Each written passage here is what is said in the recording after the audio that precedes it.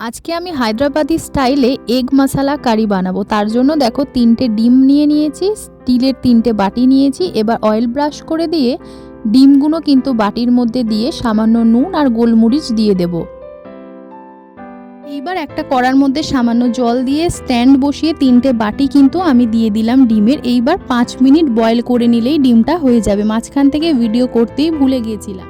এইবার কড়ার মধ্যে সর্ষের তেল দিয়ে তার মধ্যে পেঁয়াজ কুচি, লঙ্কা, বেটে রাখা মশলা দিয়ে মিনিট 5 কষিয়ে নেবার পর কিন্তু আমি দিয়ে দেব স্বাদ মতো নুন, লঙ্কা গুঁড়ো দেব, দিয়ে দিলাম হলুদ গুঁড়ো, জিরে গুঁড়ো, ধনে গুঁড়ো, সবার লাস্টে দেব স্বাদ মতো চিনি, তার সাথে কাশ্মীরি রেড চিলি পাউডার দিয়ে আরও মিনিট 5 এইভাবে কষিয়ে নেব। মশলাটা কষিয়ে নেওয়ার পর দেখো সামান্য একটুখানি জল দিয়ে সিদ্ধ ডিমগুলো দিয়ে ওপর থেকে ধনেপাতা কুচি ছড়িয়ে দেব। দিলেই কিন্তু তৈরি হয়ে যাবে হায়দ্রাবাদি স্টাইলে এগ মশলা কারি। ভিডিওটা ভালো লাগলে লাইক করো আর সাবস্ক্রাইব করে দিও। বাই।